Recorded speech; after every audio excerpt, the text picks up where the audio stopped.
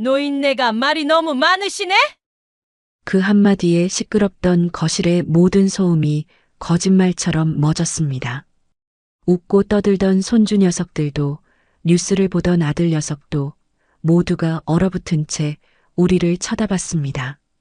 며느리는 제 이마를 툭툭 건드리며 비웃고 있었고 그 짧은 침묵 속에서 저는 평생을 바친 내 세상이 무너져 내리는 소리를 들었습니다. 이바구 시작 전에 구독과 좋아요 눌러주시면 놀라운 인생 사연들을 누구보다 먼저 무료로 만나보실 수 있습니다. 기름 냄새가 온 집안에 진동하는 명절날, 저는 동이 트기 전부터 부엌에서 홀로 전을 부치고 나무를 묻혔습니다. 늙고 달아빠진 몸뚱어리가 삐걱거렸지만 1년에 2번 아들 내외와 손주들이 올 것을 생각하면 고단함도 잊을 수 있었습니다. 초인종 소리가 울린 것은 점심시간이 다 되어서였습니다. 아들 내외와 손주들이었습니다. 며느리는 현관문을 열자마자 인상부터 썼습니다. 어머니, 집에서 기름 냄새가 너무 나네요. 머리가 다 아플 지경이에요. 환기 좀 하시지 그러셨어요. 전 부치느라 어쩔 수 없었다. 어서 들어오너라.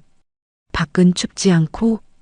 제 안부 인사는 들리지도 않는지 며느리는 코를 막으며 거실로 들어섰습니다. 그러고는 소파 위에 보란 듯이 제 코트를 휙 던져 놓았습니다. 제가 밤새 다려놓은 깨끗한 소파 덮개 위로 외부의 먼지가 묻어날 것이 뻔했습니다. 하지만 저는 아무 말도 하지 않았습니다. 그래, 오늘 하루만 참자. 명절이니까. 수십 년간 저를 버티게 해준 주문을 다시 한번 외웠습니다. 손주들이 제게 달려와 와락 안기는 순간 저는 그 모든 서운함을 잊는 것 같았습니다. 할머니, 보고 싶었어요. 그 작은 몸에서 풍기는 달콤한 아이들 냄새, 등을 감싸는 보드라운 팔의 감촉에 저는 세상 모든 시름을 잊는 것 같았습니다. 모두 거실에 둘러앉아 텔레비전을 보고 있을 때였습니다. 명절 특선 영화가 한창이었고 저는 갓 쪄낸 송편을 쟁반에 담아내왔습니다. 얘들아, 떡 먹으렴. 할미가 너희 좋아하는 꿀 넣어서 만들었지. 아이들은 좋아서 환호성을 질렀고 아들 녀석도 역시 어머니 송편이 제일 맛있다며 하나를 집어 입에 넣었습니다. 바로 그때였습니다. 소파에 비스듬히 누워 스마트폰을 들여다보던 며느리가 짜증 섞인 목소리로 툭 쏘아붙였습니다. 어머니, 애들한테 그런 떡 좀 그만 먹이세요. 밥 먹기 전에 이런 거 먹으면 입맛만 버려요. 그리고 당신도 좀 그만 먹어. 살찌는 소리 안 들려? 남편을 향한 타박까지 섞인 날카로운 목소리에 거실 분위기가 순간 싸늘해졌습니다. 아들 녀석은 멋쩍게 웃으며 송편을 내려놓았고 저는 아이들 눈치를 보며 쟁반을 슬쩍 옆으로 치웠습니다. 독이라는 말보다 더한 냉기가 거실을 감쌌습니다. 분위기를 바꿔보려 저는 손주들에게 옛날 이야기를 해주기 시작했습니다. 옛날에 할머니가 우리 상현이만 할 때 말이야. 아들 어릴 적 엉뚱하고 귀여웠던 일화들을 들려주자 아이들은 까르르 웃으며 이야기에 빠져들었습니다. 아들 녀석도 흐뭇한 미소를 지으며 추억에 잠긴 듯 했습니다. 엄마 아빠도 어릴 때 나처럼 개구쟁이였어요? 7살짜리 큰 손주가 해맑게 물었습니다. 그 순진한 질문이 며느리의 심기를 제대로 건드릴 줄은 꿈에도 몰랐습니다. 소파에 누워있던 며느리가 벌떡 몸을 일으켰습니다. 도끼 서린 눈으로 저를 노려보며 제 앞으로 성큼성큼 다가왔습니다. 노인네가 말이 너무 많으시네. 며느리는 말과 동시에 제 이마를 손가락으로 툭툭 쳤습니다. 순간 시간이 멈췄습니다. 온몸에 피가 역류하는 듯한 충격에 숨을 쉴 수가 없었습니다. 저는 그저 눈만 끔뻑이며 며느리를 바라봤습니다. 며느리의 입가에는 조소가 걸려 있었습니다. 꼴 좋다고 말하는 듯한 완벽한 승리자의 미소였습니다. 그 순간 지난 10년의 세월이 지옥도처럼 눈앞에 펼쳐졌습니다. 결혼한 지 한 달도 안 되어 제가 정성껏 차려준 아침상을 친정 엄마 음식 아니면 입맛에 안 맞는다며 싱크대에 쏟아붓던 며느리의 싸늘한 얼굴. 아들 몰래 제게 전화를 걸어 어머니, 이번 달 카드값이 좀 모자라는데 상현 씨한테는 말하지 마세요. 자존심 상해할 테니라며 돈을 요구하던 뻔뻔한 목소리. 제가 식당 허드렛 일로 번 꼬깃꼬깃한 돈 봉투를 건네자 이걸로는 애들 기저귀값도 안 돼요. 어머니라며 소파 위에 툭 던져버리던 그 경멸의 손길. 제가 손주들을 돌봐주러 갔을 때 어머니, 애 기저귀 갈고 손은 제대로 씻으신 거죠? 애한테 세균 옮으면 큰일 나요라며 제 손을 세정제로 박박 문지르던 그 결벽증. 친구들과의 모임에 저를 데려가서는 우리 어머님은 평생 고생만 하셔서 아는 게 없으세요. 제가 다 챙겨드려야 해요라며 저를 무능한 늙은이로 만들던 그 가증스러운 위선. 그 모든 순간 저는 입술을 깨물며 참았습니다. 남편 없이 홀로 키운 내 아들, 그 아들의 가정을 깨뜨릴 수는 없다는 생각에 이 모든 서름과 모멸감을 제 가슴속 깊은 곳에 차곡차곡 묻었습니다.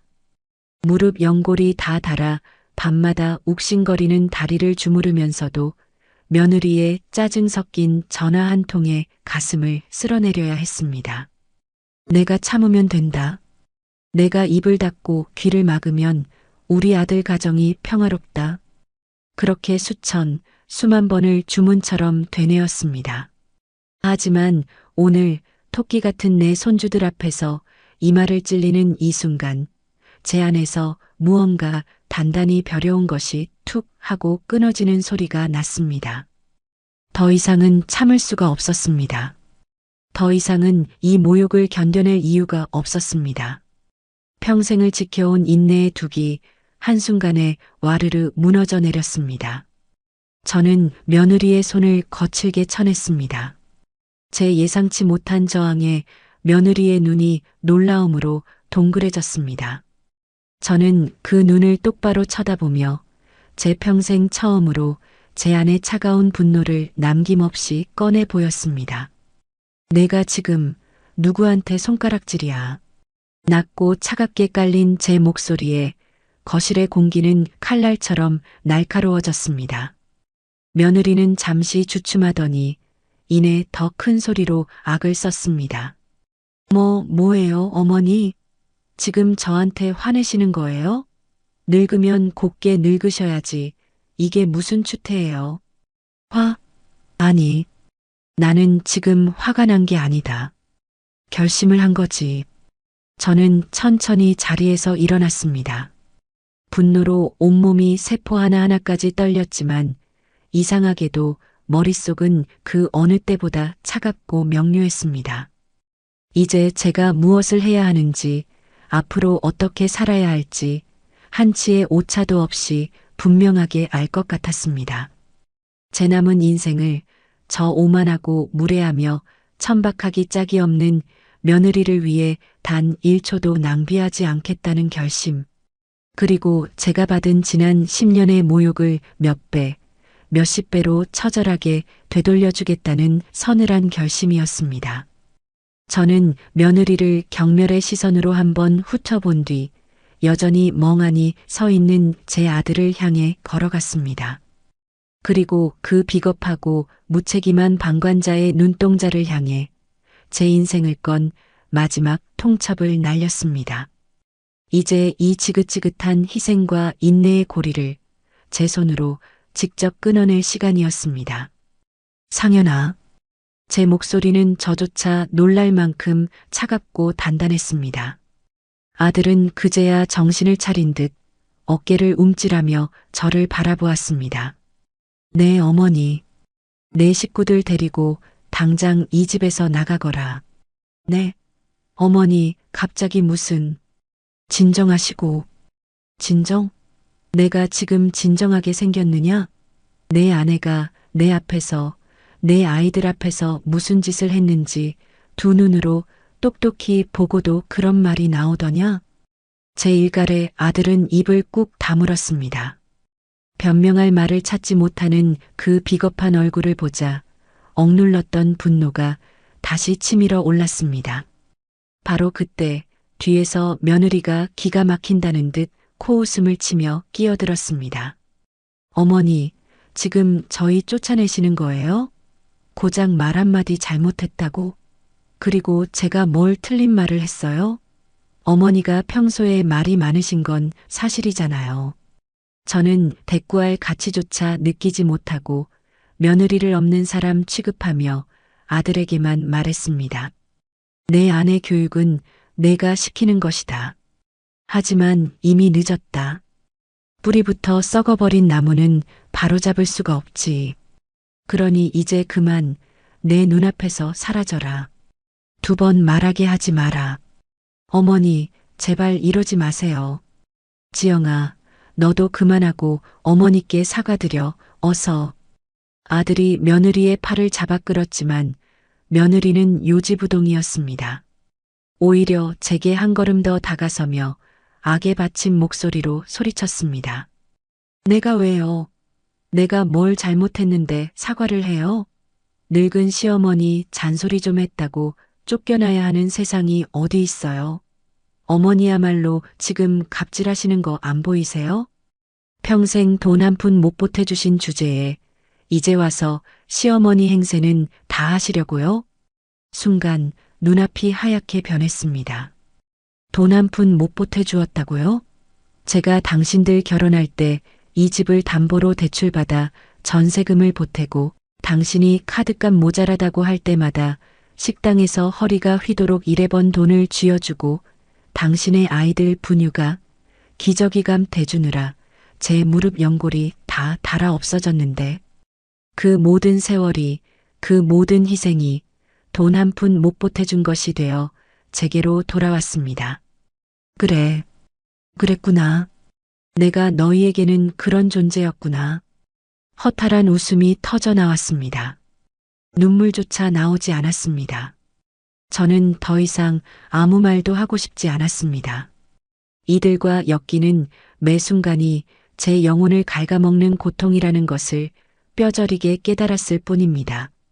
저는 몸을 돌려 현관으로 향했습니다. 그리고 활짝 열어젖혔습니다. 차가운 겨울바람이 거실로 훅 밀려 들어왔습니다. 나가라. 어머니. 나가라, 당장. 내 더러운 발로 다시는 이 집 문턱을 넘을 생각 마라. 오늘부로 너와 나는 끝이다. 너는 더 이상 내 며느리가 아니고 나 또한 내 시어미가 아니다. 제 단호한 선언에 며느리의 얼굴이 처음으로 하얗게 질렸습니다. 상황이 정말 심각하다는 것을 그제야 깨달은 모양이었습니다. 하지만 이미 늦었습니다. 엎질러진 물은 다시 담을 수 없고 한번 돌아선 마음은 되돌릴 수 없는 법입니다. 여보, 정말 이럴 거야? 어머니가 화나신 것 같으니 일단 우리가 먼저. 아들이 쩔쩔매며 며느리를 설득하려 했지만 며느리는 자존심이 상했는지 고개를 빳빳이 세웠습니다. 나가면 나가요. 누가 이딴 누추한 집에 있고 싶대요? 어머니, 오늘 일 후회하게 될 거예요. 아들 얼굴, 손주들 얼굴 다신 못 볼 줄 아세요. 며느리는 아이들의 팔을 거칠게 잡아 끌었습니다. 아이들은 영문도 모른 채 울음을 터뜨리며 제게 손을 뻗었습니다. 할머니, 할머니, 가지 마세요. 아이들의 애처로운 울음소리가 심장을 칼로 저미는 듯 아팠지만 저는 차갑게 외면했습니다. 지금 이 독한 인연의 고리를 끊어내지 못하면 저는 평생 저들의 노예로 살다 비참하게 죽음을 맞이할 것입니다. 상현아, 너도 마찬가지다. 오늘 이 문을 나서는 순간 너는 더 이상 내 아들이 아니다. 내 어미와 내 아내, 둘 중 하나를 선택해라. 저는 아들에게 마지막 선택지를 던졌습니다. 아들은 울상이 된 얼굴로 저를 한번, 제 아내를 한번 쳐다보더니 결국 고개를 푹 숙인 채 아내의 뒤를 따랐습니다. 그 뒷모습에서 저는 지난 40년간 제가 공들여 쌓아온 모든 것이 한낱 모래성에 불과했다는 것을 깨달았습니다. 현관문이 무섭게 닫혔습니다. 집안에는 다시 적막이 찾아왔습니다. 방금 전까지 사람들의 온기로 북적이던 거실은 이제 텅 빈 동굴처럼 을씨년스러웠습니다. 상 위에는 미처 다 먹지 못한 음식들이 차갑게 식어가고 있었습니다. 며느리가 던져놓은 코트만이 마치 이 집의 새로운 주인이라도 된 듯 소파 위를 당당하게 차지하고 있었습니다. 저는 힘없이 식탁 의자에 주저앉았습니다. 그제야 참았던 눈물이 복물 터지듯 쏟아져 내렸습니다. 하지만 그것은 슬픔의 눈물이 아니었습니다. 제 어리석었던 지난 세월에 대한 분노와 회한의 눈물이었습니다. 평생을 바쳐 헌신한 결과가 고작 이것이라니. 제 모든 것을 내어주고도 돈 한 푼 못 보태준 시어미 취급을 받다니. 한참을 울었을까요? 더 이상 흘릴 눈물도 남지 않았을 때 저는 자리에서 일어났습니다. 그리고 며느리가 벗어놓고 간 코트를 집어들었습니다. 최고급 캐시미어로 만들어진 제 한 달 생활비를 훌쩍 넘는 가격의 코트였습니다. 아마 이것도 제 아들의 등골을 빼서 산 것이겠지요. 저는 그 코트를 들고 베란다로 나갔습니다. 그리고 쓰레기 분리수거함 중 헌옷 수거함으로 망설임 없이 던져 넣었습니다. 다시 집으로 돌아와 저는 상위에 남은 음식들을 모두 음식물 쓰레기 봉투에 쓸어 담았습니다. 아들이 좋아하던 토랑국도, 손주들이 잘 먹던 잡채도 예외는 없었습니다. 그들이 남기고 간 모든 흔적을 제 손으로 깨끗이 치워버리고 싶었습니다. 모든 것을 정리하고 나니 텅 빈 집이 유난히 크게 느껴졌습니다. 벽에 걸린 낡은 흑백 사진 속에서 죽은 남편이 저를 보며 안쓰럽게 웃고 있는 것만 같았습니다. 여보, 제가 잘한 것이 맞겠지요? 제가 이제라도 제 인생을 살아도 되는 것이겠지요? 저는 사진을 어루만지며 한참을 서 있었습니다. 공허함과 허탈함이 파도처럼 밀려왔습니다. 이제 저는 정말 혼자가 되었습니다. 아들도 손주도 없는 텅 빈 껍데기만 남았습니다. 앞으로 어떻게 살아야 할까? 막막했습니다. 하지만 그 막막함 끝에서 희미하지만 단단한 무언가가 고개를 들고 있었습니다.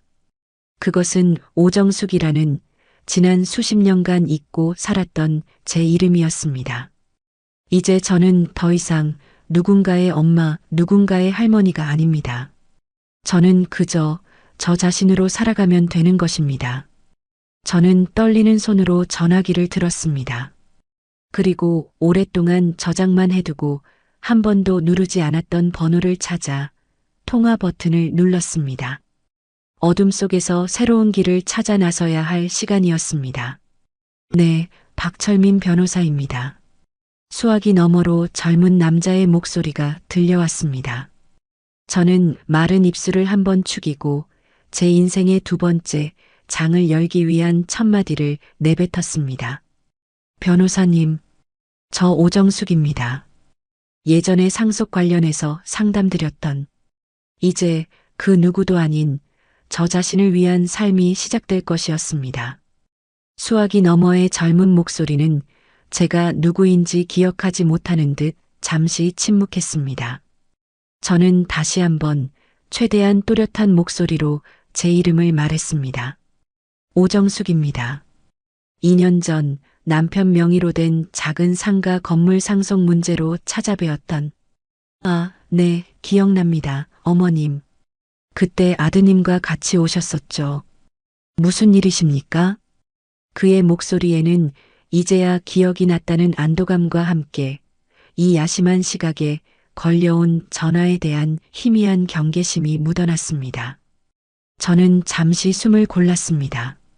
제 입에서 나갈 이 말이 지난 40년간의 어머니 오정숙의 삶에 마침표를 찍는 문장이 될 터였습니다. 그 상가 처분하고 싶습니다. 가능한 한 빨리요. 변호사는 의아한 듯 되물었습니다. 네, 처분이라니요. 그때는 아드님께 증여하는 걸로 마음이 바뀌었습니다. 그러니 내일 오전에 바로 찾아뵙겠습니다. 자세한 이야기는 그때 나누시지요. 저는 변호사의 대답을 듣지도 않고 전화를 끊었습니다. 손이 부들부들 떨리고 있었습니다. 전화기 너머의 젊은이에게 어머님 소리를 듣는 것조차 소름 끼치게 싫었습니다. 저는 더 이상 누군가의 어머님이 아니었습니다. 그날 밤 저는 한숨도 잠들지 못했습니다. 텅 빈 거실 소파에 멍하니 앉아 창밖으로 서서히 밝아오는 새벽빛을 맞았습니다.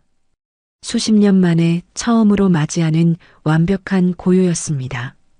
아이들 울음소리도 며느리의 잔소리도 아들의 무책임한 침묵도 없는 완벽한 정적. 하지만 그 고요함은 평화롭기보다 지독하게 잔인해서 제 지난 세월의 소음들을 더욱 생생하게 되살려냈습니다. 여보, 보고 있나요? 이제 어떻게 해야 할까요? 벽에 걸린 낡은 흑백 사진 속에서 죽은 남편은 여전히 인자한 미소로 저를 바라보고 있었습니다. 남편이 땀과 눈물로 일궈낸 저 작은 상가 건물. 공사 현장에서 발을 헛디뎌 세상을 떠나기 직전까지도 그는 제 손을 붙잡고 당신 고생 안 시키려고 악착같이 모은 거야. 우리 상현이 대학 보낼 때, 장가 갈 때 꼭 보태줘. 라고 신신당부했었습니다. 저는 그 유언을 평생의 멍에처럼 짊어지고 살았습니다. 남편이 떠난 후 세상에 저는 27, 아들 상현이는 고작 3살이었습니다. 하늘이 무너지고 땅이 꺼지는 것 같았습니다. 하지만 주저앉아 울고 있을 수만은 없었습니다. 남편의 마지막 말을 지켜야 했습니다. 어떻게든 이 어린 것을 잘 키워내야만 했습니다. 저는 시장 좌판에서 나무를 팔고 밤에는 식당에 나가 설거지를 했습니다. 손톱 밑에 흙물이 마를 날이 없었고 뜨거운 물에 손이 퉁퉁 불어터져도 아픈 줄 몰랐습니다. 교복 살 돈이 없어 기가 죽은 아들 어깨를 볼 때마다 저는 남몰래 화장실에 숨어 소리 없이 울었습니다. 그러고는 다음 날 새벽 인력시장에 나가 제 생전 처음 해보는 막노동에 몸을 던졌습니다.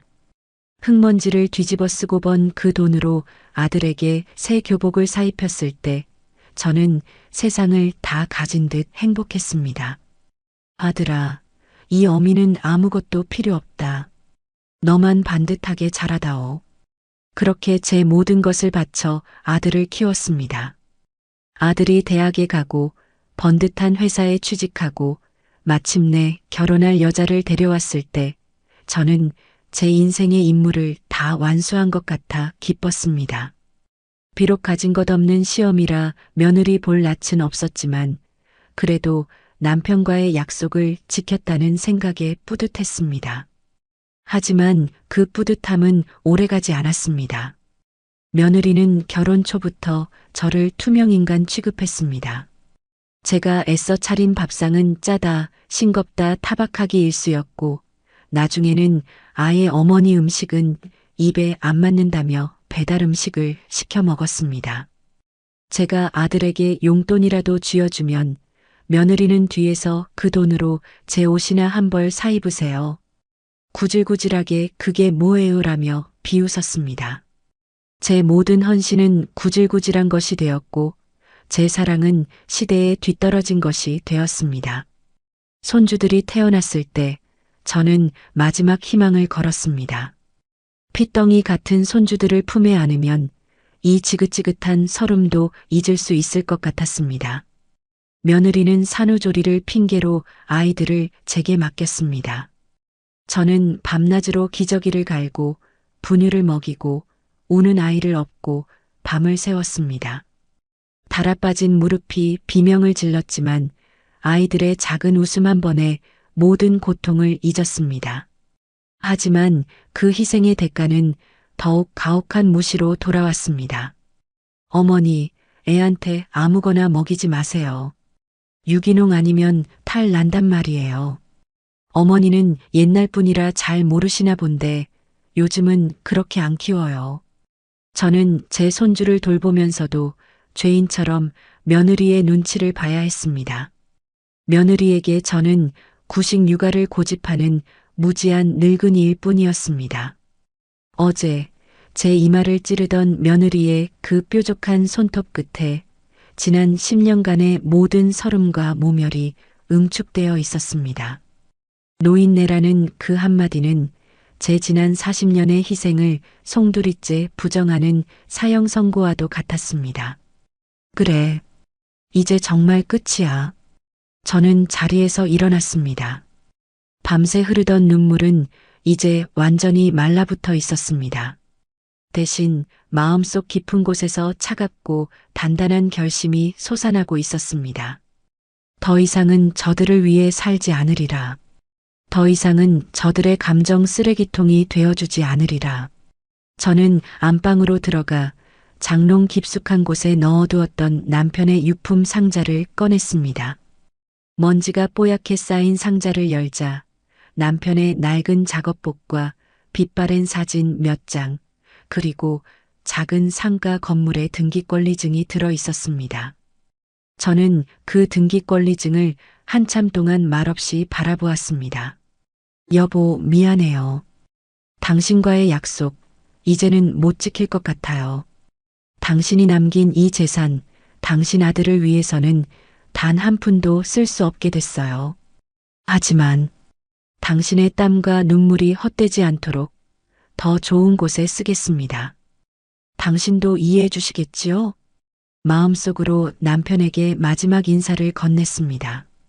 저는 가장 좋은 옷으로 갈아입고 서랍 속에 넣어두었던 낡은 립스틱을 꺼내 아주 옅게 발랐습니다. 지난 10년간 며느리에게 나이 들어서 무슨 주책이냐는 말을 들을까봐 한 번도 꺼내지 못했던 색이었습니다. 거울 속에 비친 제 모습은 초라하고 늙었지만 그 눈빛만은 그 어느 때보다 형형하게 빛나고 있었습니다. 그것은 더 이상 희생과 인내에 찌든 어머니의 눈빛이 아니었습니다. 자신의 삶을 되찾으려는 오정숙이라는 한 인간의 결연한 의지였습니다. 저는 등기권리증을 가방 깊숙이 넣고 집을 나섰습니다. 어제와 똑같은 거리, 똑같은 풍경이었지만 모든 것이 다르게 느껴졌습니다. 마치 흑백 텔레비전만 보다 처음으로 컬러 텔레비전을 보는 듯한 생경함이었습니다. 은행에 들러 제 이름으로 된 모든 예금을 해지했습니다. 얼마 되지 않는 돈이었지만 그것은 제가 식당 설거지와 건물 청소를 하며 피땀 흘려 모은 제 인생의 증거였습니다. 그리고 약속 시간에 맞춰 변호사 사무실로 향했습니다. 문을 열고 들어서자 젊은 박 변호사가 놀란 얼굴로 저를 맞았습니다. 어머님, 어서 오십시오. 그런데 안색이 많이 안 좋아 보이십니다. 저는 그의 말을 가로막고 그의 눈을 똑바로 쳐다보며 말했습니다.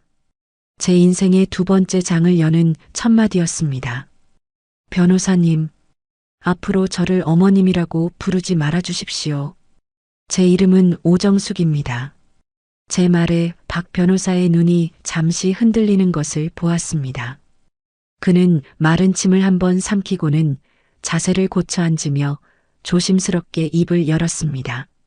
알겠습니다. 오정숙 여사님. 일단 앉아서 말씀 나누시지요. 갑자기 상가를 처분하시려는 이유라도 있으신 겁니까?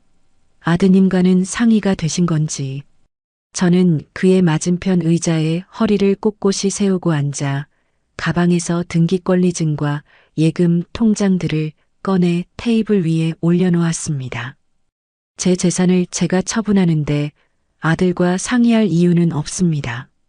이 상가 건물과 제 명의로 된 모든 예금을 현금화해서 단 한 푼도 남김없이 사회에 환원하고 싶습니다. 불우한 환경의 아이들을 돕는 재단이었으면 좋겠습니다. 박 변호사는 테이블 위에 놓인 서류와 제 얼굴을 번갈아 쳐다보며 믿을 수 없다는 표정을 지었습니다. 여사님, 진심이십니까? 전 재산을요? 이건 통상적인 절차가 아닙니다. 상속 재산을 처분하는 즉시 아드님께서 받으실 상속분이 사라지는 겁니다. 법적으로 아드님은 유류분 반환 청구 소송을 할 권리가 있습니다. 소송하라고 하십시오. 그 아이가 제 아들이라면 제 뜻을 이해해 줄 겁니다. 만약 돈 몇 푼 때문에 이 늙은 어미에게 소송을 건다면 그런 자식은 저도 필요 없습니다. 제 목소리에는 한치의 망설임도 한 톨의 미련도 담겨 있지 않았습니다. 박 변호사는 더 이상 제 결심을 꺾을 수 없다는 것을 깨달았는지 깊은 한숨을 내쉬며 서류를 검토하기 시작했습니다. 알겠습니다. 여사님의 뜻이 그렇다면 절차를 진행해 드리겠습니다. 우선 상가 건물을 부동산에 내놓고 예금은 오늘 바로 해지 절차를 밟을 수 있습니다.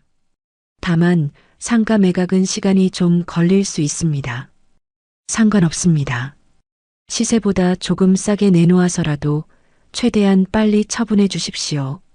그날 오후 저는 박 변호사와 함께 부동산과 은행을 돌며 제 인생의 흔적들을 하나씩 지워나갔습니다. 부동산 중개인은 이렇게 좋은 위치의 건물을 급하게 파시다니요라며 안타까워했지만 저는 미련 없이 매매 위임 계약서에 도장을 찍었습니다. 은행 창구에서는 직원이 이 예금을 해지하시면 이자 손해가 크십니다. 고객님이라며 만류했지만 저는 단호하게 고개를 저었습니다. 제 통장에 찍힌 숫자들은 더 이상 단순한 돈이 아니었습니다. 그것은 제 젊음과 맞바꾼 시간이었고 제 무릎 연골과 맞바꾼 고통이었으며 제 자존심과 맞바꾼 눈물이었습니다. 이제 그 모든 것을 제 손으로 끊어내고 새로운 주인을 찾아주는 것이었습니다. 모든 절차를 마치고 집으로 돌아왔지만 예상했던 후련함 대신 지독한 허무함이 밀려왔습니다. 정말 이래도 되는 걸까? 아들 녀석이 어릴 적 저 상가 앞을 지나며 엄마 나중에 내가 돈 많이 벌어서 저 건물보다 더 큰 건물 사줄게 라고 재롱을 떨던 모습이 눈앞에 아른거렸습니다. 그때 전화벨이 미친 듯이 울리기 시작했습니다. 아들이었습니다. 받지 않자 곧바로 문자 메시지가 쏟아졌습니다. 어머니, 전화 좀 받으세요. 제발이요. 부동산에서 연락 왔어요. 상가 내놓으신 거 사실이에요? 어머니, 정말 왜 이러세요? 저희한테 어떻게 이러실 수 있어요? 저는 차가운 눈으로 휴대폰 화면을 들여다보다 전원을 꺼버렸습니다. 하지만 얼마 지나지 않아 현관문이 부서져라 두드리는 소리가 들려왔습니다. 문을 열자 땀과 눈물로 범벅이 된 아들이 서 있었습니다. 어머니, 대체 왜 이러시는 거예요? 어떻게 저희한테 말 한마디 없이 내가 내 재산 처분하는데 내 허락이라도 받아야 하니? 그런 뜻이 아니잖아요. 그 상가는 아버지가 어머니랑 저를 위해 남기신 거잖아요. 그런데 그걸 다 기부하신다니요. 내 아버지는 내가 고생하지 않기를 바랐고 내가 반듯하게 살기를 바랐지. 내 아내의 사치품을 사주고 내 자존심을 세워주라고 남긴 게 아니다. 제 냉정한 말에 아들은 할 말을 잃은 듯 입술만 달싹였습니다. 그러더니 제 앞에 털썩 무릎을 꿇었습니다. 어머니, 제가 잘못했어요. 제가 다 잘못했어요. 지영이가 어머니한테 함부로 대한 것도 제가 중간에서 제대로 막지 못한 것도 다 제 불효입니다. 제발, 제발 모든 걸 제자리로 돌려주세요. 네. 아들은 제 바짓가랑이를 붙잡고 아이처럼 엉엉 울었습니다. 그 모습을 보니 얼음장 같던 제 마음 한구석이 아주 미세하게 흔들렸습니다. 제 목숨보다 소중했던 제 아들. 저 아이를 위해 저는 못할 일이 없었습니다. 하지만 그 순간 며느리가 제 이마를 찌르며 내뱉던 그 목소리가 환청처럼 귓가에 울렸습니다. 노인네가 말이 너무 많으시네. 저는 눈을 질끈 감았습니다. 흔들리면 안 됩니다. 다시 저 눈물에 속아 넘어가면 저는 또다시 지옥 같은 삶을 반복하게 될 것입니다. 일어나거라. 내가 무릎 꿇어야 할 사람은 내가 아니다. 어머니. 그런데 상현아, 너는 정말 그것 때문에 온 거니? 내가 너를 위해 남겨둔 재산이 사라지는 게 아까워서, 그래서 이렇게 달려와 무릎까지 꿇은 거니? 제 질문에 아들의 눈동자가 파르르 떨렸습니다. 전곡을 찔린 것입니다. 저는 헛웃음을 지으며 아들을 내려다보았습니다. 그때 아들의 입에서 상상조차 못했던 말이 터져 나왔습니다. 어머니 재산인 거 맞아요. 하지만 거기엔 제 돈도 일부 들어가 있잖아요.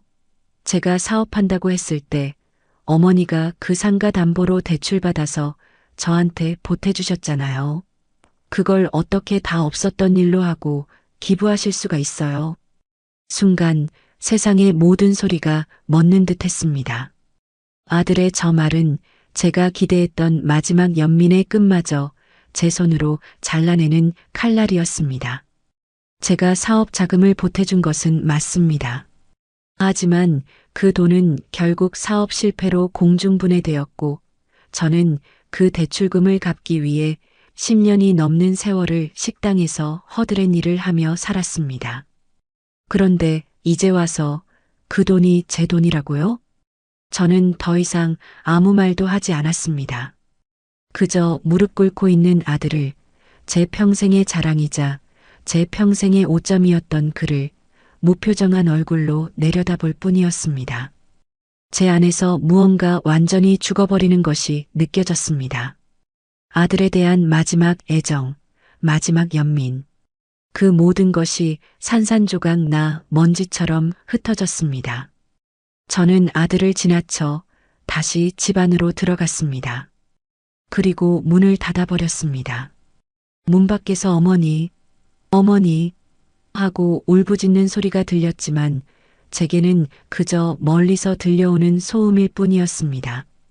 저는 창밖으로 보이는 아들의 처절한 뒷모습을 차갑게 외면하며 제 복수의 다음 단계를 위한 주문을 시작했습니다. 변호사님, 저 오정숙입니다. 상가 매각 더 서둘러 주십시오. 그리고 한 가지 더 부탁드릴 게 있습니다. 수화기 너머의 박 변호사는 제 목소리에 서린 냉기를 느꼈는지 군말 없이 대답했습니다. 네, 여사님. 말씀하십시오.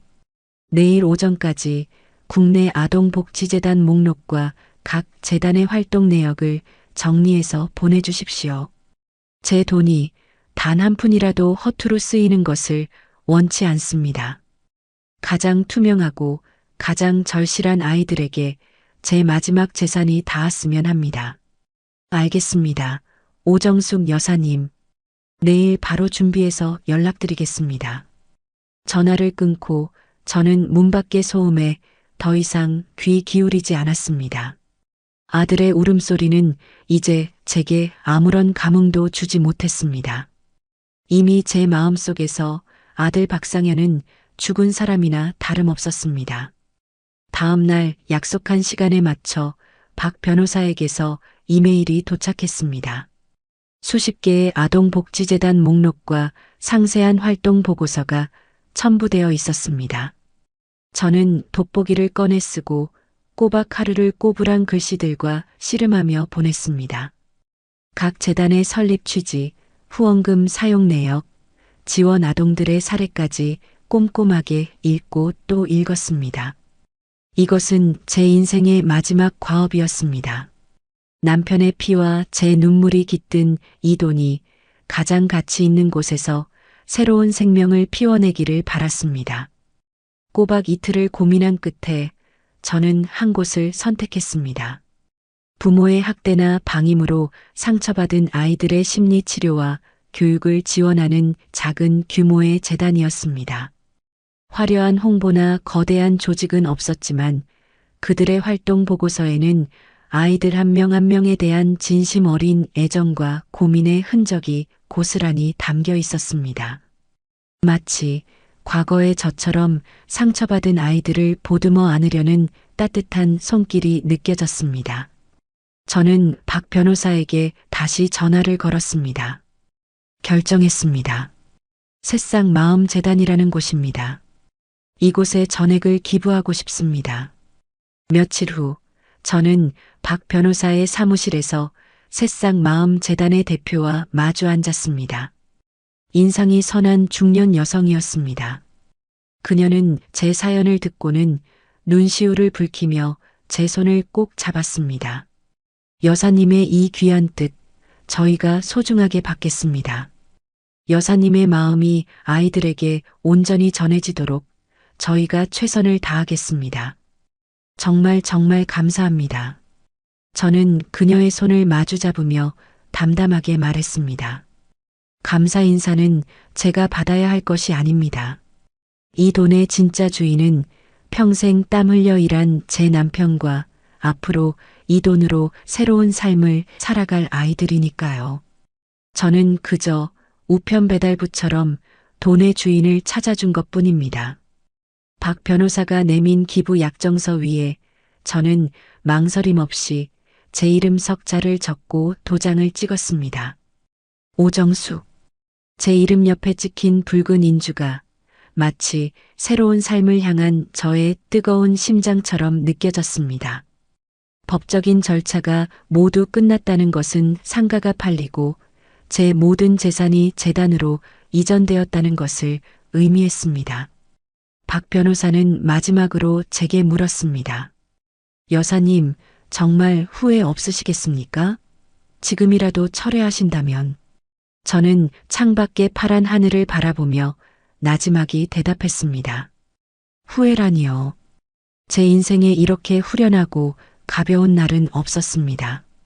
이제야말로 제 두 발로 땅을 딛고 서 있는 기분입니다. 사무실을 나서자 눈부신 가을 햇살이 얼굴 위로 쏟아졌습니다.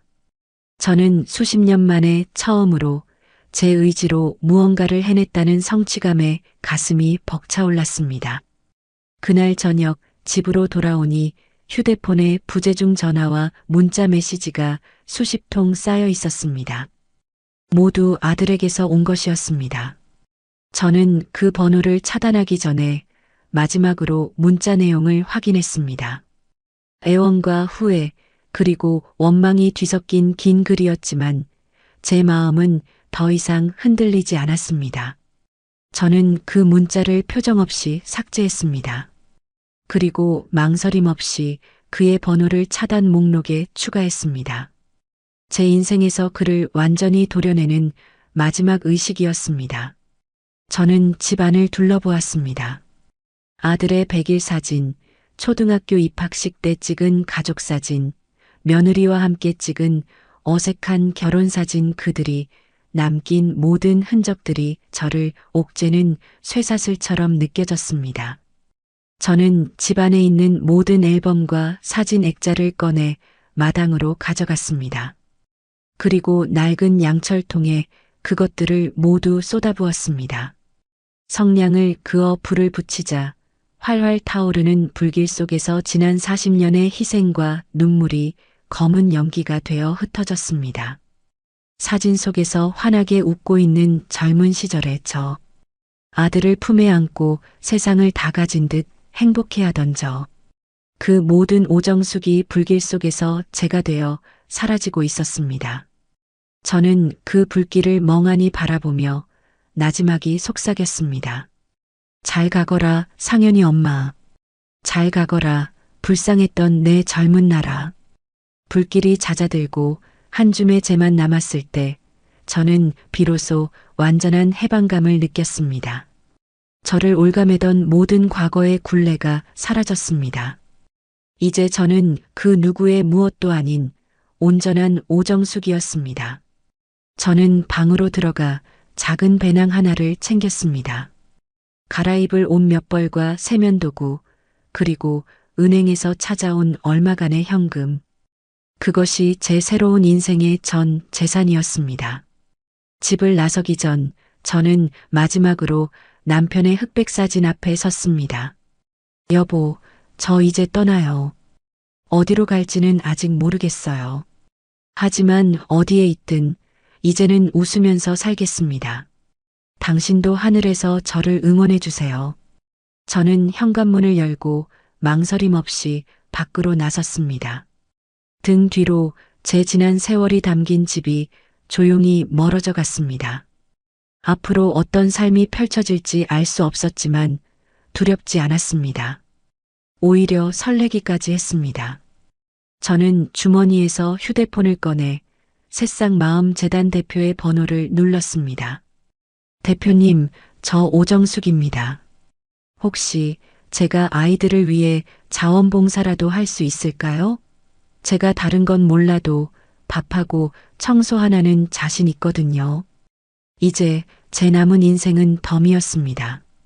그리고 그 덤으로 주어진 시간을 저는 온전히 저 자신과 상처받은 작은 영혼들을 위해 사용하기로 결심했습니다. 가족은 피가 아니라 마음으로 맺어지는 것이라는 사실을 저는 제 모든 것을 버리고 나서야 비로소 깨닫게 된 것이었습니다. 새싹 마음 재단에서 지낸 지 한 달이라는 시간이 흘렀습니다. 저는 이곳에서 아이들을 위한 식사 준비와 청소를 돕는 자원봉사를 하며 제 인생에서 가장 평온한 하루하루를 보내고 있었습니다. 아이들은 저를 오정숙 할머니라고 부르며 따랐습니다. 낯을 가리던 아이도, 마음에 상처가 깊어 말을 잃었던 아이도 제가 차려준 따뜻한 밥을 먹고 조금씩 마음의 문을 열기 시작했습니다. 저는 그 아이들의 얼굴에서 까맣게 잊고 있던 제 아들의 어린 시절 모습을 보았습니다. 그리고 깨달았습니다. 제가 진정으로 원했던 것은 아들의 성공이나 며느리의 효도가 아니었다는 것을, 그저 제가 차려준 밥을 누군가 맛있게 먹어주고 제 존재가 누군가에게 따뜻한 위로가 되어주는 것, 그것만으로도 좋겠습니다. 대표님, 내일은 아이들 좋아하는 카레 한번 해줄까요? 당근이랑 감자 듬뿍 넣어서요. 정말요? 아이들이 정말 좋아하겠네요. 늘 고맙습니다, 어르신. 저는 앞치마를 두르고 분주하게 저녁 식사를 준비하기 시작했습니다. 창밖으로는 따스한 저녁 노을이 지고 있었습니다. 그날 저녁 저는 재단의 작은 휴게실에서 텔레비전을 보다 우연히 제 소식을 접하게 되었습니다. 지역 방송 뉴스 이웃사랑 실천 코너에 며칠 전 기부 약정식 때에 제 모습이 나오고 있었습니다. 평생 모은 전 재산 10억 원 상당, 지역 아동위의 쾌척한 오정숙 여사. 화면 속에 저는 제가 보기에도 낯설었습니다. 고운 한복을 차려입고 모든 것을 초월한 듯 평온하게 웃고 있었습니다. 저는 쓴웃음을 지으며 조용히 채널을 돌렸습니다. 저 뉴스를 제 전 며느리와 아들도 보고 있을까요? 아마 보고 있겠지요. 이제 곧 진짜 지옥이 시작될 터였습니다. 제 예감은 틀리지 않았습니다. 며칠 후 박 변호사에게서 전화가 걸려왔습니다. 그의 목소리는 곤혹스러움으로 가득 차 있었습니다. 여사님, 잘 지내십니까? 다름이 아니라 아드님과 며느님께서 매일같이 저희 사무실로 찾아와서 저를 고소하겠다고 난리입니다. 여사님께서 치매 상태에서 비정상적인 판단을 한 것이라며 성년후견인 지정을 신청하고 기부 행위를 무효로 만들겠다고 합니다. 성년후견인 지정. 기가 막혀 웃음이 나왔습니다. 평생을 아는 것 없는 늙은이 취급하더니 이제는 저를 판단 능력 없는 치매 환자로 만들려는 속셈이었습니다. 마음대로 하라고 하십시오. 늙은 어미를 법정에 세우고 싶다면 기꺼이 상대해줘야지요. 그리고 변호사님, 다시는 그들의 소식을 제게 전하지 말아 주십시오. 저는 이제 그들과 아무 상관없는 사람입니다. 전화를 끊고 저는 창밖을 내다보았습니다. 아이들이 마당에서 해맑게 뛰어놀고 있었습니다. 저 아이들의 웃음소리를 지키기 위해서라도 저는 더 이상 흔들려서는 안 되었습니다. 저들의 탐욕이 이제 막 싹을 틔운 이 작은 행복마저 짓밟게 둘 수는 없었습니다. 그 후로 며칠이 더 지났을까? 재단 대표가 조심스럽게 저를 불렀습니다. 그녀의 얼굴에는 걱정과 불안이 뒤섞여 있었습니다. 어르신 웬 젊은 여자가 찾아와서 어르신을 만나게 해달라고 며칠째 재단 앞에서 행패를 부리고 있습니다. 어르신의 며느리라고 하던데 아이들이 무서워해서요. 쫓아내세요. 저는 그런 사람 모릅니다. 하지만 어르신, 저러다 무슨 일이라도 날까봐 한번 만나보시는 게 어떻겠습니까? 마지막으로 정리할 것도 있으실 테고요. 저는 잠시 고민했습니다. 어차피 법정에서 보게 될 얼굴, 미리 본다고 해서 달라질 것은 없었습니다. 이 지긋지긋한 인연의 마지막을 제 손으로 매듭지어야 할 때가 온 것 같았습니다. 저는 대표에게 고개를 끄덕였습니다. 상담실 문을 열고 들어서자 한 달 전과는 비교도 할 수 없을 만큼 초췌하고 망가진 모습의 김지영이 앉아 있었습니다. 값비싼 명품 옷 대신 낡은 트레이닝복 차림이었고 윤기가 흐르던 머리카락은 푸석하게 엉클어져 있었습니다. 손톱은 부러지고 갈라져 있었으며 짙은 다크서클은 그녀가 밤낮으로 어떤 지옥을 겪고 있는지 짐작하게 했습니다. 저를 보자마자 그녀는 의자에서 달려나와 제 앞에 무릎을 꿇었습니다. 어머니, 제가 잘못했어요. 제가 정말 죽을 죄를 지었어요. 그녀는 제 바지가랑이를 붙잡고 통곡하기 시작했습니다. 저는 아무 말 없이 차가운 눈으로 그녀를 내려다보았습니다. 어머니, 저희 이제 길거리에 나앉게 생겼어요. 카드값은 산더미처럼 불어나고 집도 경매로 넘어가게 생겼다고요. 제발 저희 좀 살려주세요. 어머니, 손주들 생각해서라도. 손주? 저는 그녀의 말을 잘랐습니다. 내가 내 이마에 손가락질하며 모욕을 주던 그 순간 내 아이들은 내 손주가 아니게 되었다. 그리고 너는 내 아이들의 미래를 내 손으로 직접 내다버린 거고. 어머니, 제발요. 한 번만, 딱 한 번만 용서해 주세요. 앞으로 정말 잘할게요. 어머니 시키는 대로 다 할게요. 평생 어머니 종처럼 살게요. 매일 아침 저녁으로 문안 인사드리고 어머니 좋아하시는 음식 해 바치고 발이라도 닦아드리라면 닦아드릴게요. 나는 이제 내 인생의 주인으로 살기로 했다. 더 이상 너 같은 것은 필요 없어. 그리고 내가 해주는 바? 기름져서 속 더부룩하다고 숟가락 내던지던 사람이 아니었나? 제 비웃음에 그녀의 얼굴이 파랗게 질렸습니다. 자신이 뱉었던 말이 부메랑이 되어 돌아오자 그녀는 더 이상 애원할 말조차 찾지 못하는 듯 했습니다. 저는 그녀의 손을 뿌리치고 몸을 돌렸습니다. 그러자 그녀는 제 등 뒤에 대고 절규했습니다. 어떻게 이래요? 어떻게 이렇게 독할 수가 있어요? 이 독한 할망구. 그래서 당신 아들이 당신을 버린 거야. 평생 그렇게 혼자 살아. 저주 섞인 악담이 등 뒤에 비수처럼 날아와 박혔지만 이제는 아프지 않았습니다. 저는 뒤도 돌아보지 않고 상담실을 나왔습니다. 문이 닫히기 직전 그녀의 마지막 절규가 들려왔습니다. 내가 뭘 그렇게 잘못했는데. 저는 텅 빈 복도를 걸으며 나지막이 대답했습니다. 너는 모를 것이다. 내가 뭘 잘못했는지 평생 모를 게다.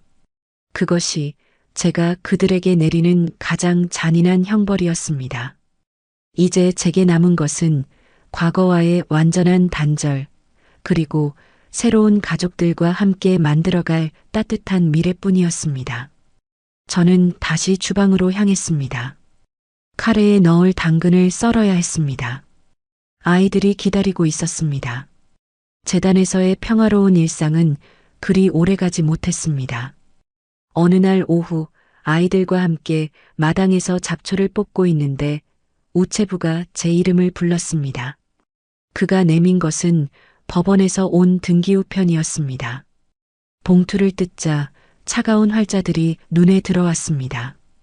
성년후견 개시 심판 청구. 청구인은 제 아들 박상현, 사건 본인은 저 오정숙.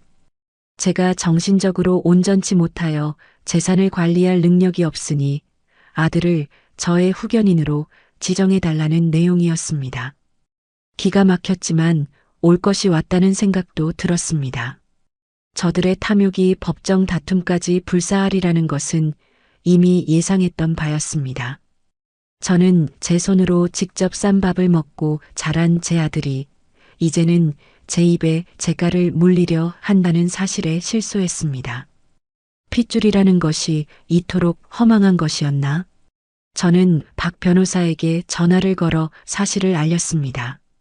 그는 이미 예상했다는 듯 차분하게 대응 방안을 설명해 주었습니다.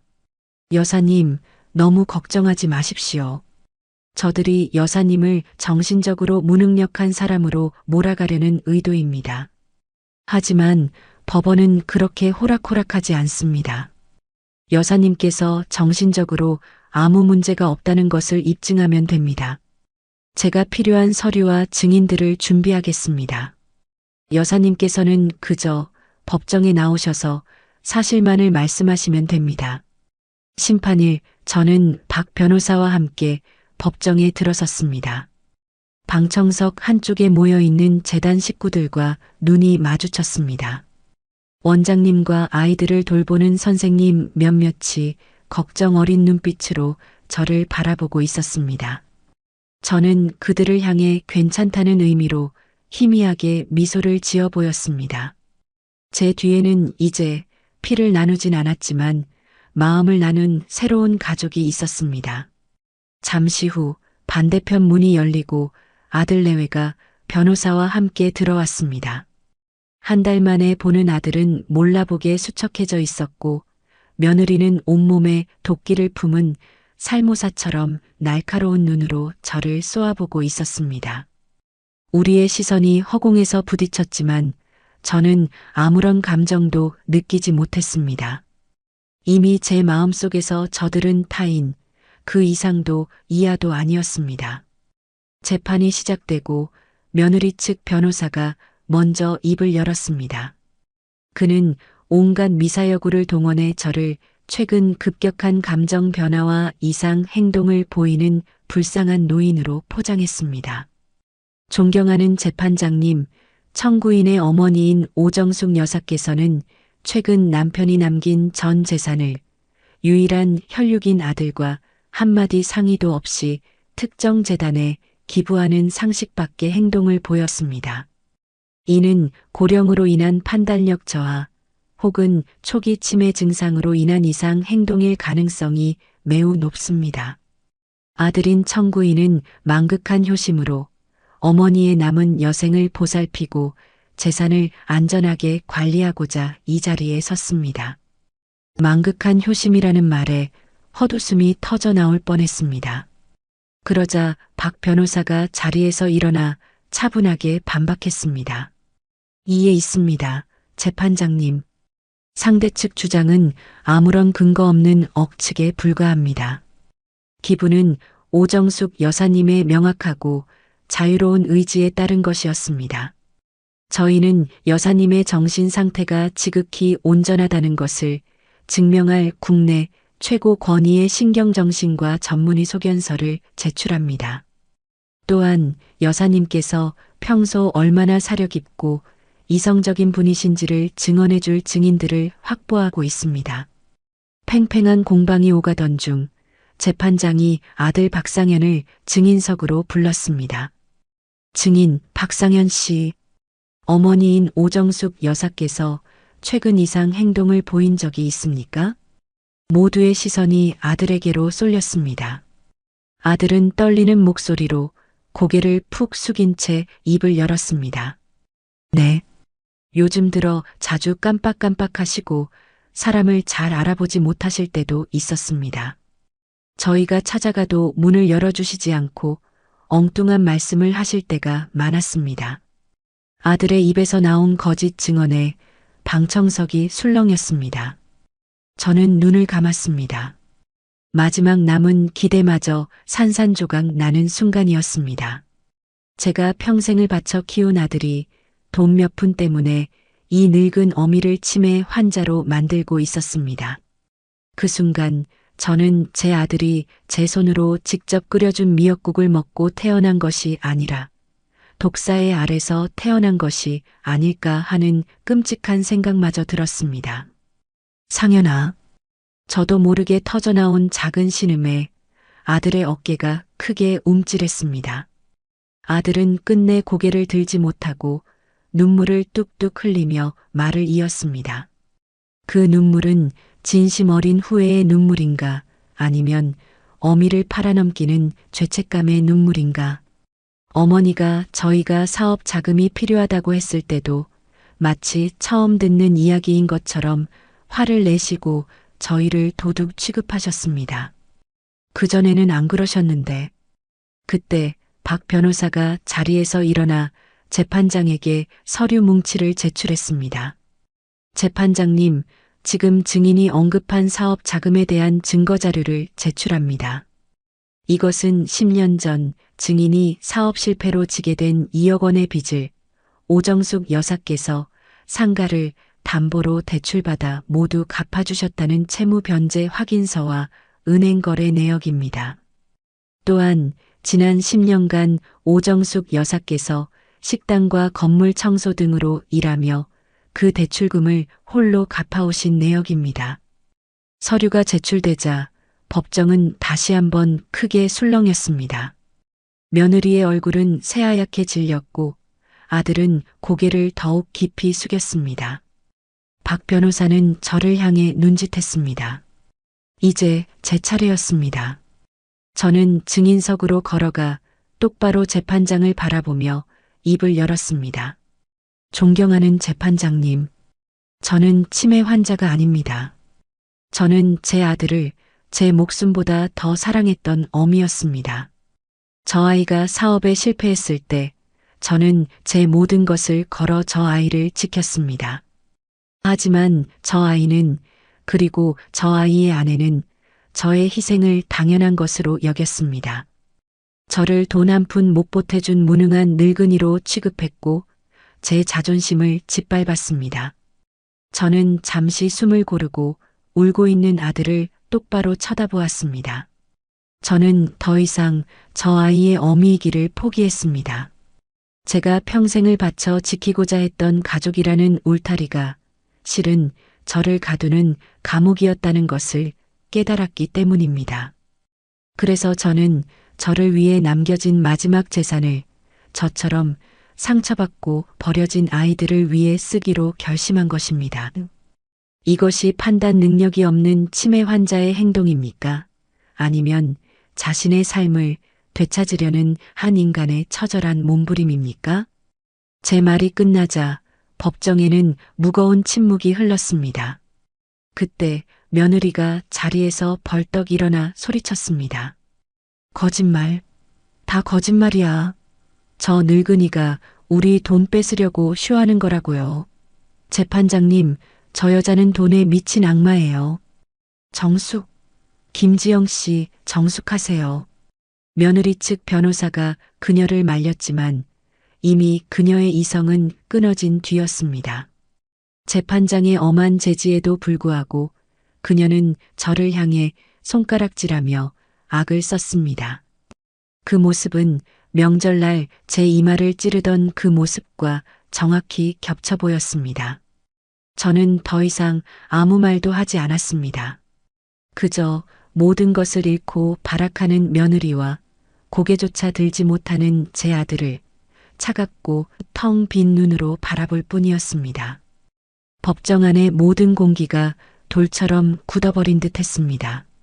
며느리의 비명과 재판장의 제지가 오간 뒤 다시 찾아온 침묵은 그 어떤 소음보다 더 귀를 아프게 찔렀습니다. 저는 고개를 들어 제 인생의 마지막 심판을 내릴 재판장의 입을 바라보았습니다. 그의 눈은 저를 한 번, 그리고 무너져 내린 제 아들과 며느리를 한 번 번갈아 후쳤습니다. 그의 입이 열리기까지의 그 짧은 순간 제 60년 평생이 주마등처럼 스쳐 지나갔습니다. 남편의 장례를 치르던 날의 막막함, 흙먼지 속에서 아들을 업고 일하던 고단함, 며느리의 모욕에 피눈물을 삼키던 밤들. 그 모든 시간이 이 순간을 위해 존재했던 것 같았습니다. 판결하겠습니다. 재판장의 낮고 무거운 목소리가 법정 전체에 울려 퍼졌습니다. 본 법원은 사건 본인 오정숙 여사에 대한 성년 의견 개시 심판 청구를 기각합니다. 땅, 땅, 땅. 법봉이 3번 울리는 순간 저는 온몸에 힘이 빠져나가는 것을 느꼈습니다. 긴장으로 팽팽했던 실이 툭 하고 끊어지는 기분이었습니다. 이겼습니다. 제가 제 인생이 저들의 탐욕을 이겨냈습니다.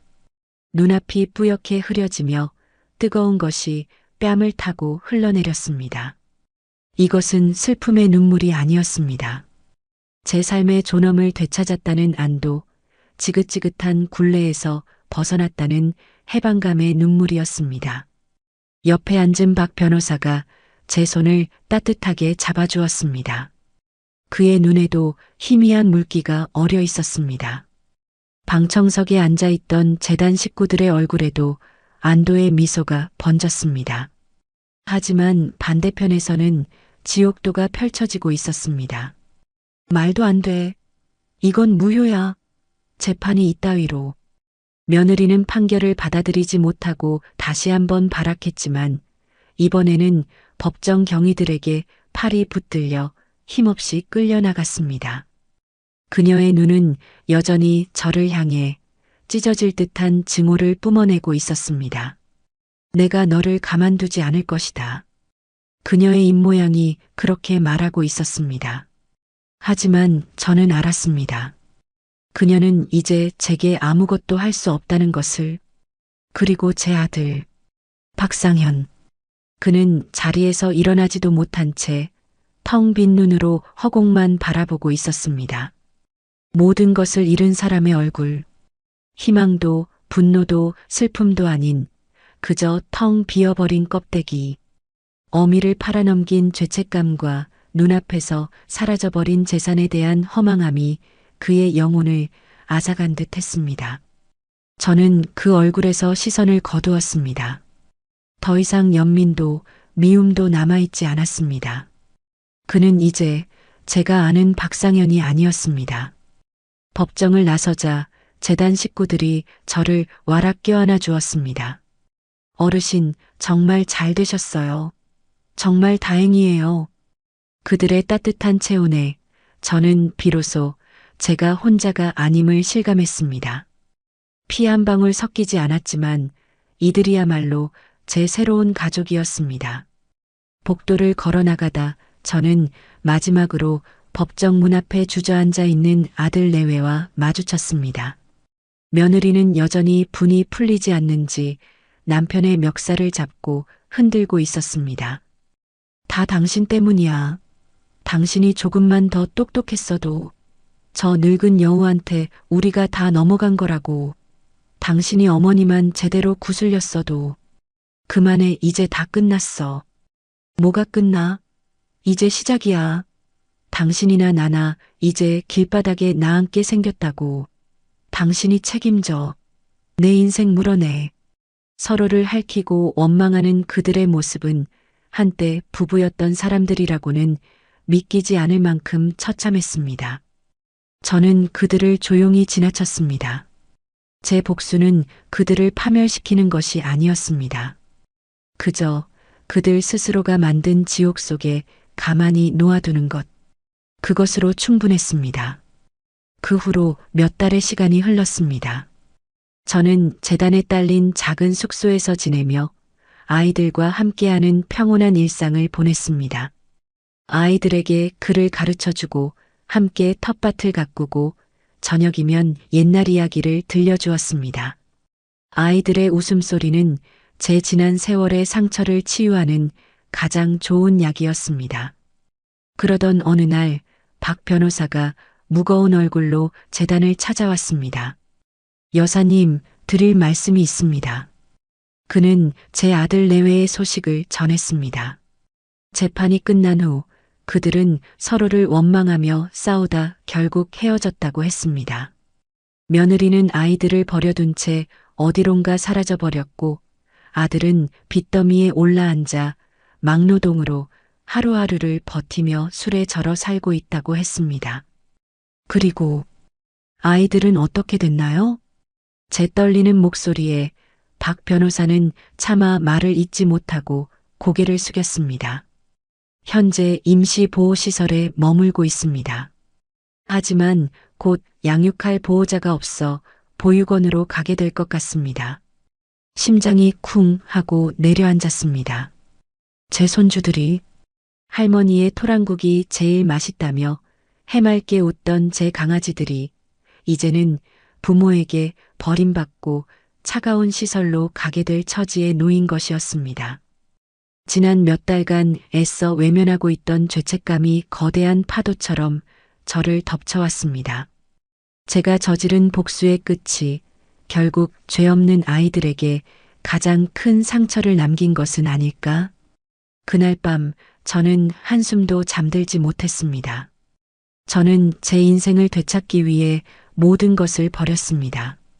그런데 이 아이들마저 버린다면 저는 과연 행복할 자격이 있는 것일까?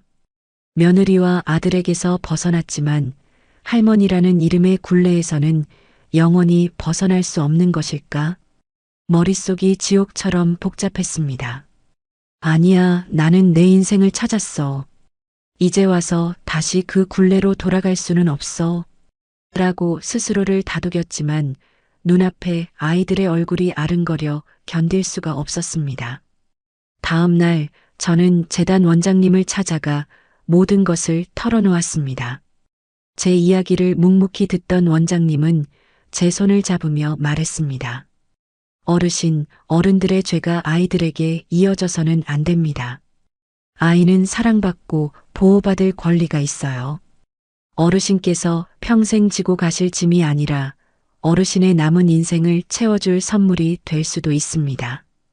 원장님의 말에 저는 비로소 결심을 굳혔습니다. 임시보호시설에서 만난 손주들은 제가 기억하던 모습이 아니었습니다. 큰 손주는 잔뜩 겁에 질린 얼굴로 동생의 손을 꼭 잡고 경계의 눈빛을 풀지 않았고 아무것도 모르는 어린 손주는 그저 낯선 환경이 무서워 울기만 할 뿐이었습니다. 제가 다가가자 큰 손주가 저를 막아서며 소리쳤습니다. 저리 가. 할머니 미워. 할머니 때문에 엄마 아빠가 우리 버렸어. 아이의 원망 섞인 외침이 비수처럼 가슴에 꽂혔습니다. 저는 그 자리에 무릎을 꿇고 아이와 눈을 맞췄습니다. 미안하다. 할미가 정말 미안해. 다 할미 잘못이야. 하지만 할미가 너희를 버리지는 않을게. 이제 할미랑 같이 가자. 아무 걱정 없는 곳으로 가서 우리 다시 시작하자. 응? 저는 아이들을 향해 두 팔을 벌렸습니다. 아이는 한참을 망설이다. 이내 제 품에 와락 안기며 서럽게 울음을 터뜨렸습니다. 저 역시 아이를 부서져라 껴안고 함께 울었습니다. 그것은 후회의 눈물이자 새로운 시작을 다짐하는 눈물이었습니다. 저는 손주들의 법적 보호자가 되었습니다. 아이들을 데리고 재단으로 돌아오자 다른 아이들이 마치 제 동생들을 맞이하듯 아이들을 반겨주었습니다. 손주들은 낯선 환경에 처음에는 어색해했지만 이내 제 형제들처럼 다른 아이들과 어울려 웃고 뛰어놀기 시작했습니다. 저는 그 모습을 보며 비로소 깨달았습니다. 제가 그토록 찾아 헤매던 행복이 바로 이곳에 있었다는 것을. 거창한 성공이나 부유함이 아니었습니다. 그저 제가 준 작은 친절에 진심으로 고마워하고 제 미소를 보며 함께 웃어주는 작은 존재들.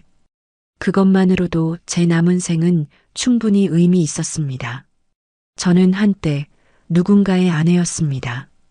저는 한때 누군가의 어머니였습니다. 저는 한때 굴욕을 참아야 하는 할머니였습니다. 저는 제 모든 것을 바쳐 그들을 사랑했지만 제게 돌아온 것은 경멸과 모욕뿐이었습니다. 그래서 저는 저를 잃어버린 그 모든 이름들을 버리기로 결심했습니다. 그리고 아주 오랫동안 잊고 살았던 제 진짜 이름 오정숙을 되찾았습니다. 제 복수는 저들을 무너뜨리는 것이 아니었습니다. 썩어 문드러진 과거의 인연을 끊어내고 저 자신을 구원하는 것이었습니다. 그리고 저를 구원함으로써 저는 비로소 진정한 사랑을 알게 되었습니다. 이것은 끝이 아닙니다. 이것은 오정숙이라는 이름으로 살아가는 제 인생의 새로운 시작입니다. 저는 제 손주들과 그리고 제 새로운 아들딸들의 손을 잡고 환하게 떠오른 저녁 노을을 바라보며 미소 지었습니다. 제 인생에서 가장 평온하고 완전한 미소였습니다. 오늘의 이바구는 여기까지입니다. 당신이라면 어떤 선택을 하시겠습니까? 모든 것을 버리고 떠난 그녀의 선택. 그 처절한 결단의 무게를 여러분은 어떻게 느끼십니까? 이 이야기가 끝나는 지금 당신의 마음속에는 어떤 질문이 남았나요? 분노, 용서, 혹은 새로운 시작. 당신이 생각하는 가족의 진짜 의미는 무엇인지 다시 한번 되새겨보는 시간이 되었기를 바랍니다.